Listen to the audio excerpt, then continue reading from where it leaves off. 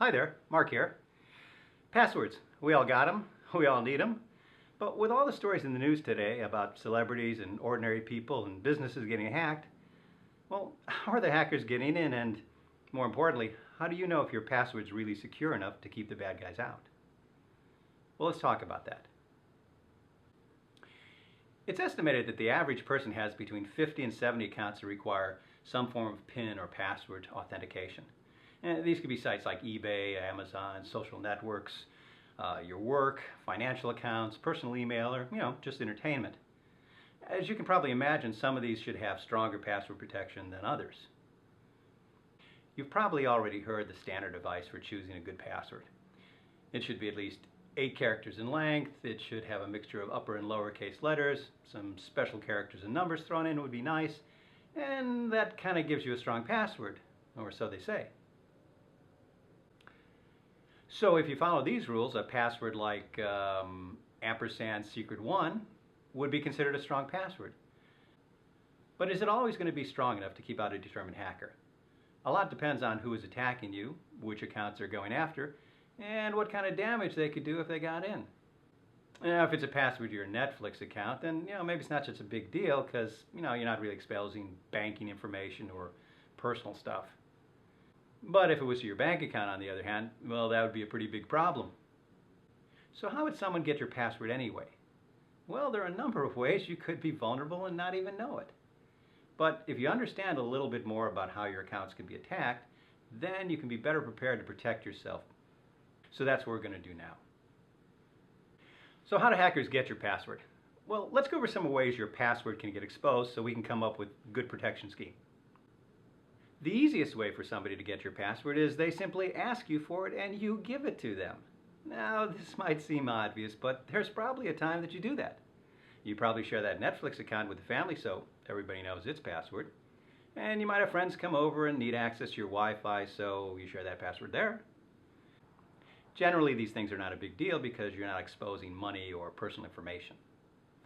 But what if somebody outside this circle of trust of your friends and close compatriots and family and people that you're willing to share certain things with, what if somebody outside got a hold of one of your passwords? What if they were able to trick you into giving up one of your social networking passwords and then logged in, started doing things pretending to be you? Well, that would be bad news, right? One of the most popular and effective tricks that hackers use are phishing attacks and social engineering. Now, phishing emails are basically fake emails that pretend to be something you're interested in or something that you have to do, and they want to trick you into opening an attachment file or maybe clicking on a link and you go somewhere and get infected with a virus. For example, you might get a security alert email that says one of your accounts is in danger and you need to go log in with your username and password to prevent further damage or your account might be disabled. Well, if you fall for this trick, you're very likely going to get hacked and they're going to get your password and username. Social engineering is when scammers pretend to be someone you would trust or something that you're interested in. And they want to trick you into giving up personal information or click on a link that takes you off to a site that infects your computer with malware. Now, of course, you should always have good antivirus software on your device and keep it updated to maintain the strongest protection. But you got to be really careful about clicking on links in email that are suspicious. Okay, pro tip. You can avoid falling for these password reset and update your info type of scams by always going directly to the site in question. Log in the way you usually do and check if there's alerts there. See if this stuff is real. Never go there by clicking on a link or an attachment in some suspicious email. That's just a recipe for disaster. Now, businesses of all sizes, large or small, are getting hacked. In fact, literally hundreds of millions of emails and passwords have been stolen by hackers over the past few years. And here's just a partial list of some of the companies that you might recognize that have been hacked. In fact, there have been and always will continue to be many large and small well-known companies that get hacked and their users' personal information gets stolen and sold on underground sites. Yeah, there's underground sites out there where they sell this. And in fact, computer security professionals have gone there, bought these lists, and analyzed these lists to discover the most commonly used passwords. That's right, a lot of people are using the same passwords. or slight variations. So here's one list of the top 100 most common passwords. Take a look and see if there's anything here that looks familiar to you or using something similar. You'd be amazed at how many people reuse the same password on multiple accounts. Hey, you definitely don't want to reuse passwords or use similar passwords on multiple sites. Why? What could possibly go wrong? Well, let's say I was an evil hacker instead of a good one, and I got a hold of one of your email and passwords. Now, I could go to one of the banking sites, I could go to several banking sites, and I could try that password and email and a few variations, and maybe I'd get lucky and get in. And then, ka-ching, jackpot. So keep them unique to avoid that risk. So with all these ways you could be attacked, what can we do to make our accounts more secure? Well, longer and more complex passwords are a good start, but many people don't like to do that because, they're hard to remember. There's a rule in information security that says there's always a direct relationship between security and convenience. And that means the more secure something is, the less convenient it is to get in. So complexity is good, but we got to be able to manage that. Basic password security is, 8 characters, numbers and symbols. That might be fine for low-risk accounts like Netflix because, you're not really exposing anything serious. Complex password security is better for high-value things where, unauthorized access would be really damaging, like banking, your email, and social networks. But how can we remember these complex passwords? Well, there is a technique you can use. It's called mnemonics. Mnemonics, it's a strange word, but it's a process or learning technique that aids information retention. It's a memory aid. You can use a passphrase as a memory aid. Let's look at some examples on how this would work. Now is the time for all good men to come to the aid of their party. There's nothing to fear but fear itself. The quick brown fox jumped over the lazy dog.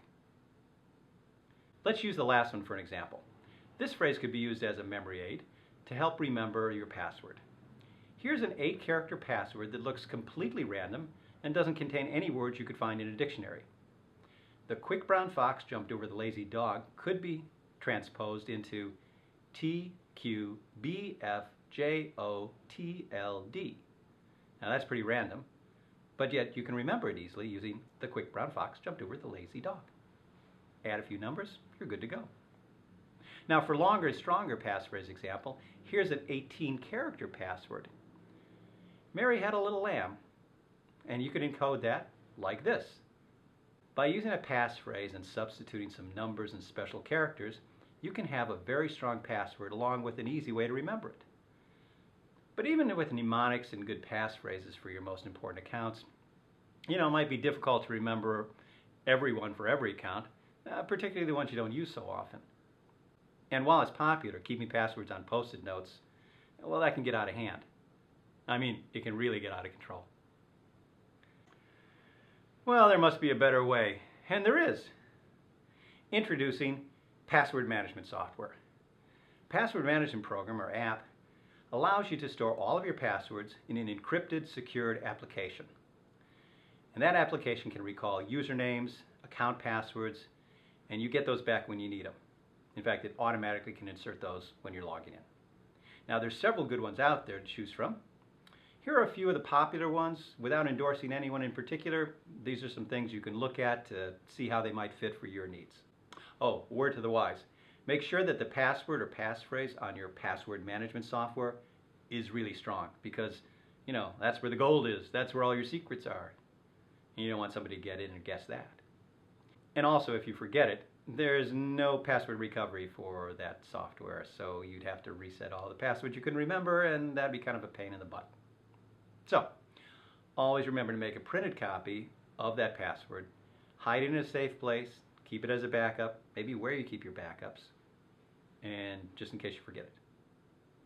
In a future video, I'm going to talk about how to do a password audit, and this is a method that I created you can use to help document and verify that you're using good passwords and good protection on all your accounts.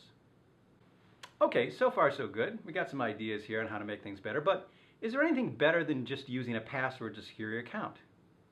Glad you asked that question because yes, there is. When a simple password is not enough, most secure systems look at checking more than just one thing to verify that it's really you and you should be given access to this information. It's called two-factor authentication. Now, I know that sounds like a big mouthful, some technical jargon, but let me explain how it works. Two-factor authentication works when you're logging into a site that uses two-factor. After you enter your username and password, these sites will ask you for a one-time PIN or passcode to be entered next to gain access to your account. It's like having two passwords, except that the second one changes every time you log in. So the information gets sent to you on your cell phone or as a text, or it gets sent to you in an email. Now, if somebody learns your regular password, it wouldn't do them any good, because as they try to log in, they get the first one, and the site says, hey, what's the second one-time thing? I don't know. They're out. They're blocked. That's it. Game over. You're secure. So accounts that offer the option of having two-factor authentication can be made much more secure than password-only accounts. And many popular places like Gmail, Facebook, LinkedIn, and others have this available to you. You just have to turn it on from your account settings. Maximize your protection, cover your assets, if you know what I mean. Okay, let's review what we've covered so far. First, we talked about how your passwords can be exposed by some of the things that you're doing. Second, we looked at how your information can be stolen by phishing emails, social engineering attacks, as well as by viruses and malware infections. Remember to keep your antivirus current and updated to protect against the latest threats. And three, we learned how to make stronger and better passwords and how to use passphrases as a memory aid to help for remembering longer and stronger passwords. 4, we introduced the idea of using a password manager to keep track of all of them, all your passwords in one place, encrypted, safe.